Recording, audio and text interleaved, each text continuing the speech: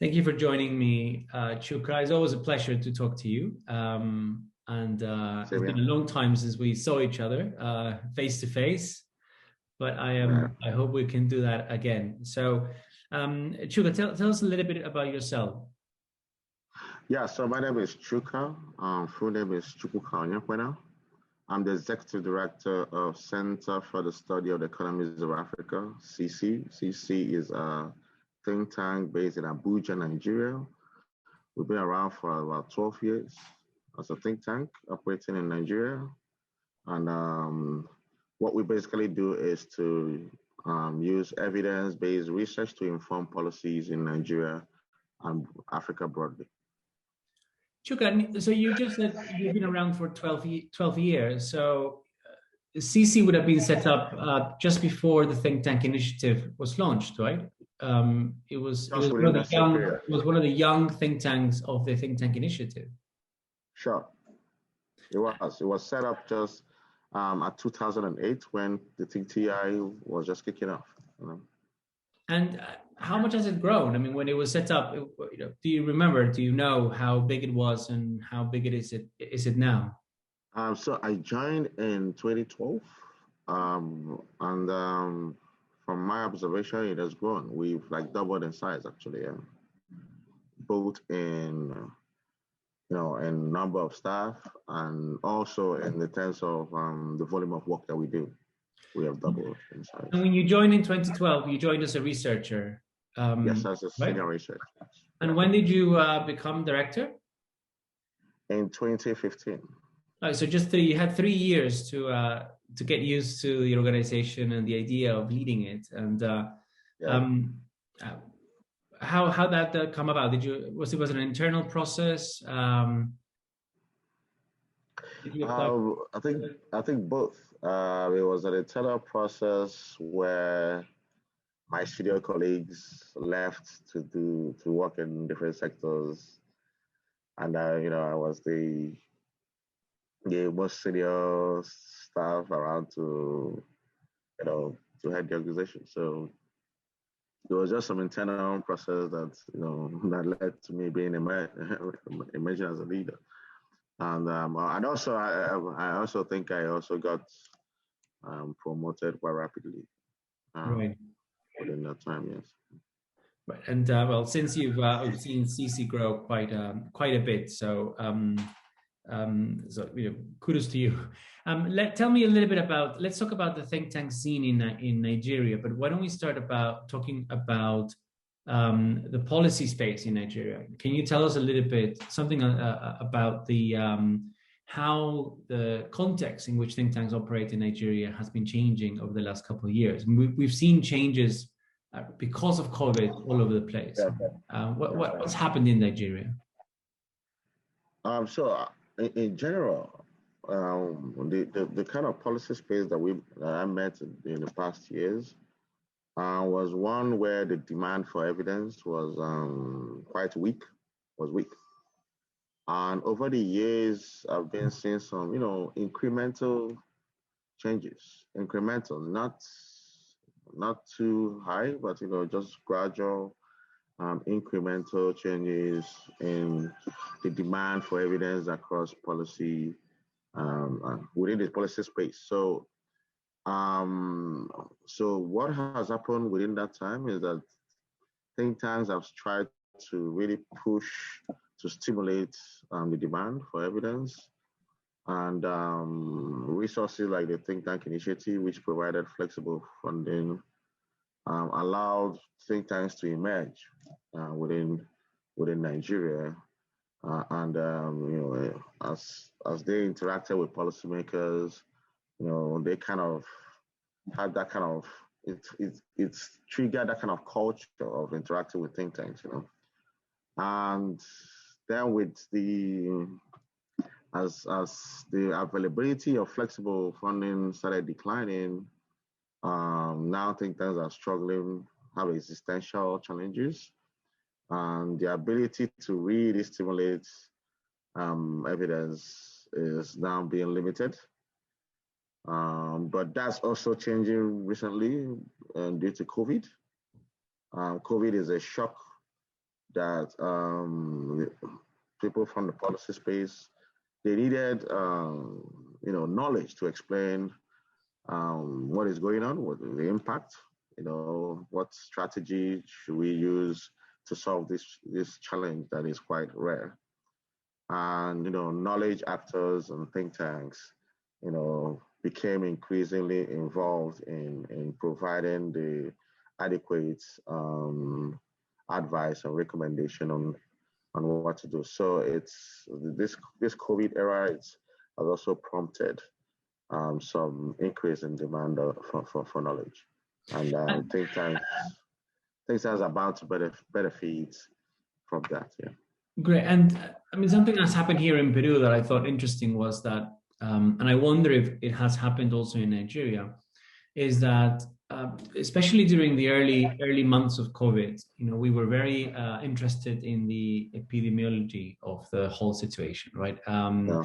And so we saw the emergence of these sort of lone experts, right? So individuals who had, many of them data scientists, others were, actual scientists, in the health sector, right? Not data scientists, but health sector scientists, and then a bunch of other social scientists as well, who who with excellent data visualizations, with excellent data analysis and excellent communication skills, were able to position themselves as experts, even in front of think tanks, right? Think tanks, I think, in the first few months of the pandemic, were relegated to the sidelines, and the media was paying attention to this individual. Something like that happened in Nigeria. I thought that would be a big challenge for think tanks. Yeah, actually, I noticed that, and I reacted to it because I realized there were a lot of such actors providing, the data, the mortality rates, death rates, and they were making, decisions, kind of recommendations based on that. And I realized, hey, these are the tools that we work with. We collect data, we analyze situations. We already have data on some of these, on some of these aspects that COVID had an impact on. Why don't we now, move ahead and really be at the forefront, of analyzing the effect of COVID? So yes, I noticed that, the kind of emergence of different actors and trying to provide that kind of information, and we had to really move ahead and really occupy that space, And CC produced a lot of articles during the COVID period, like about 20 articles on COVID. Right. Yeah. So this COVID has been a shock and has created a demand for evidence.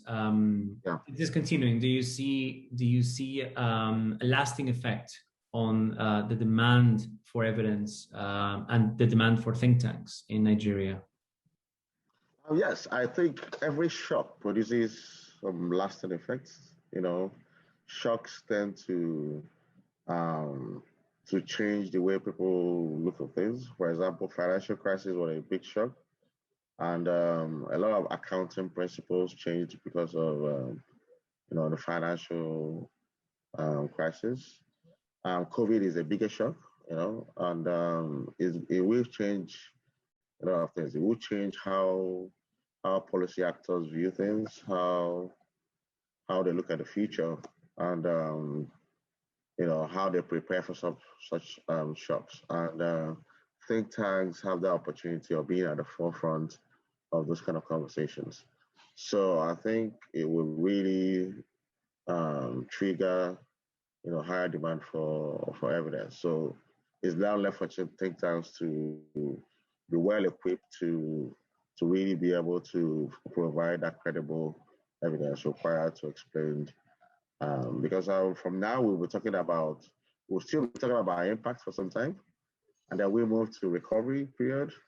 And these all require some analytical perspectives to inform those kind of decisions. And what do you think are the main challenges then that think tanks are facing to be able to respond to this new demand? And going forward, what do you think a think tank like CC needs to do to truly be at the forefront, right? To stay there, right, at the forefront of Right. this Yeah. evidence-informed world. So sure, sure. So in general, I think what think tanks need to do is to reposition themselves and also reevaluate the models that they use, the operational strategies to be able to optimize their resources in a way that they could be able to provide the right evidence. And what I mean by optimize resources is that I think this happened at a period where think tanks were facing financial challenges, lack of flexible funding.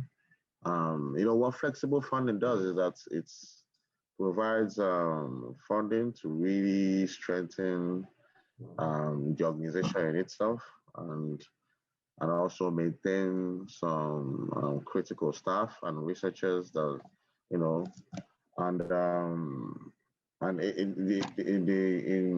the absence of that, you rely on ad hoc staff and non-residents, and all that. So if the demand for your work increases, you need to really think about the best strategies to use to be able to respond quickly. I'll give you an example from CC point of view. During the lockdown measures, we had to move to working from home,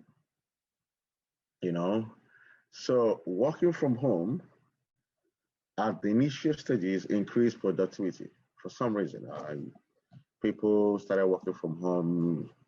We were very motivated to write articles, on COVID, and we were very productive.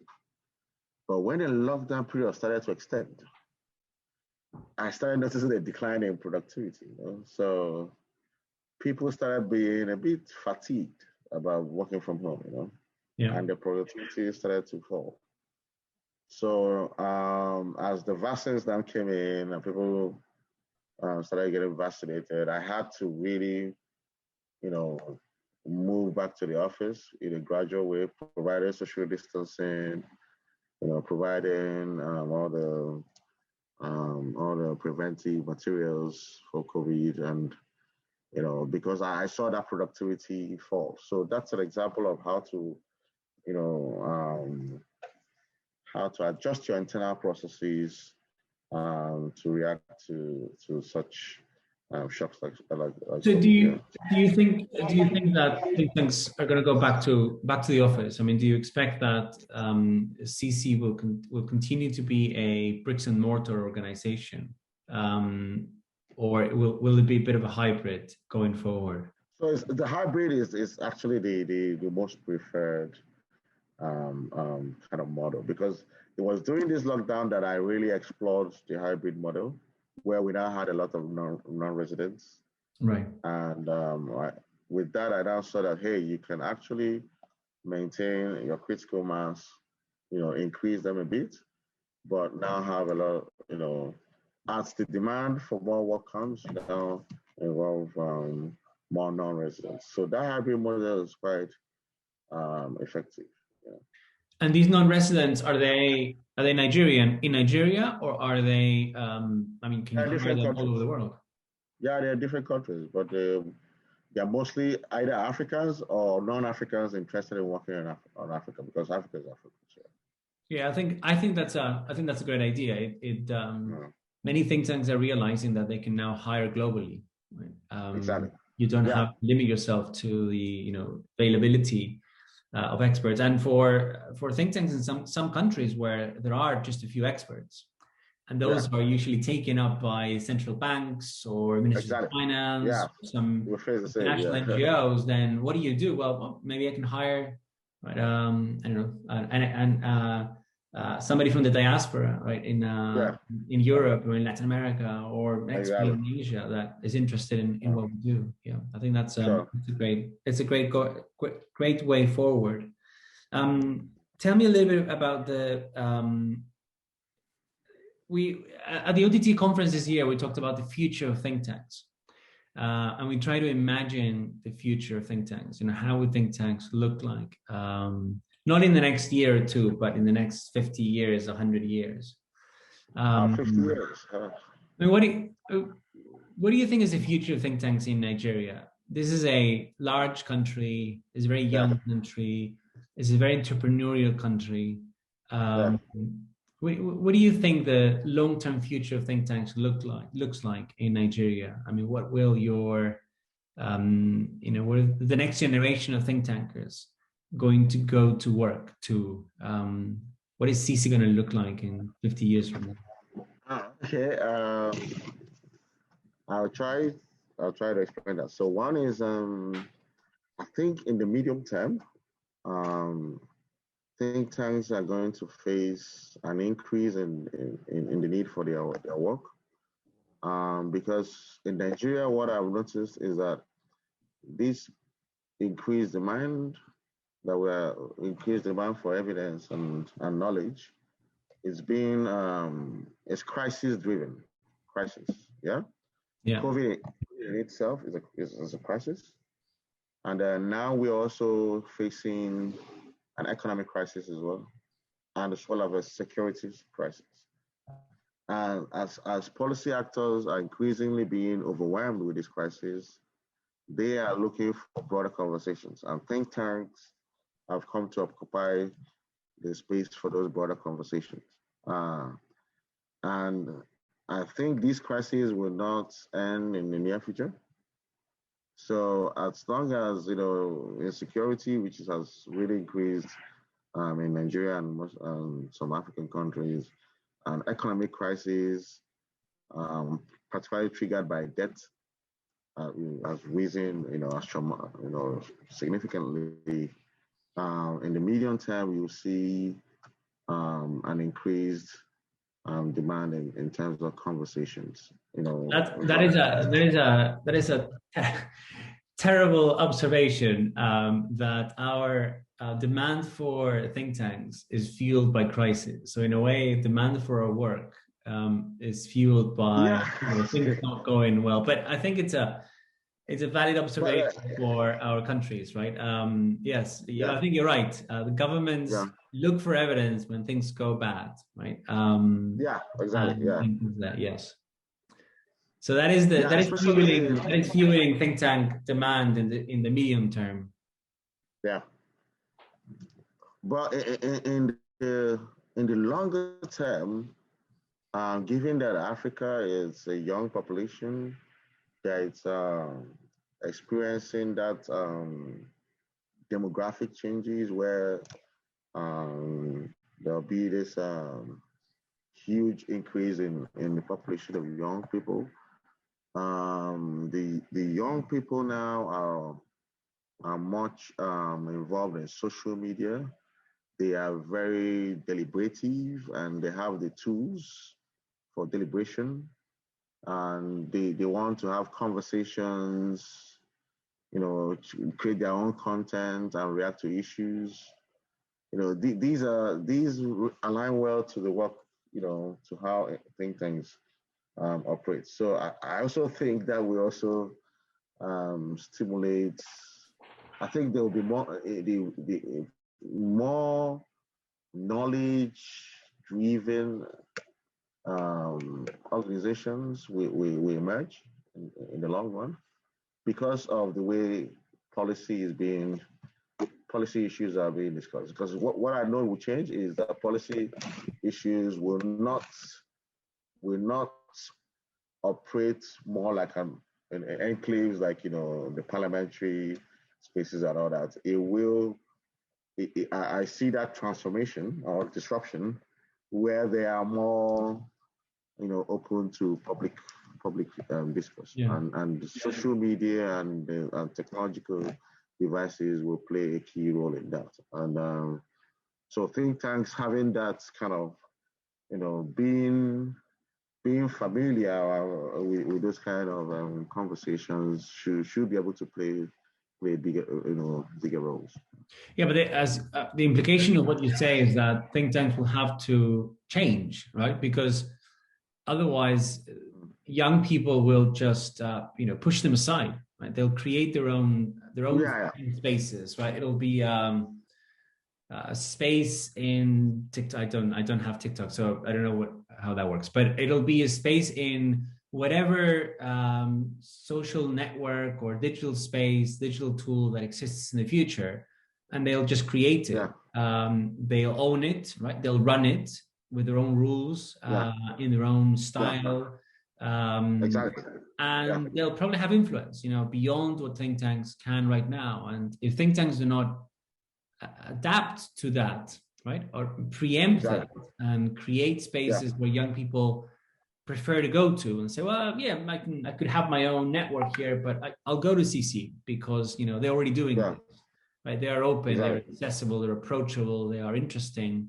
Then think tanks might be pushed aside, or put in the bag with all the old politicians and the old institutions. Yeah, yeah, It's a big challenge for an organization that, as you say, is also kind of does not have the funds, does not have the flexible funds to think outside the box, to explore, to deliver long-term organizational change, right? Because it's running on projects on a yeah, day-to-day basis. yeah. Um, and how much? I mean, maybe you feel CC is ready, but what do you think about other think tanks? I mean, without naming names, do you think that Yeah. the Nigerian think tank scene in general is thinking about reform, or do you think that it's still, rather academic or rather, comfortable where they are? I think there's still a lot of room for improvement and a lot of gaps in the system, where think tanks really need to move up to innovative ways of operating, because what has changed, the technological change that we're seeing happening in the world, it's very rapid, and think tanks are not that. They don't change that rapidly, they really need to catch up with that change because one of the things that bothers me is the change in how people consume information. Mm.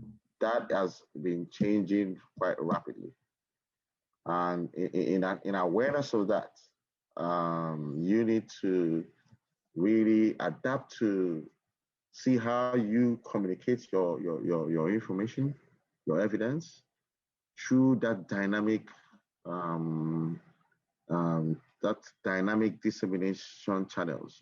It's changing every time. It's a lot of Twitter. Twitter is now being a huge tool, and it only uses 150 words. Think researchers like to write pages and pages and describe things too much. You have to really adapt to that, kind of communication channel.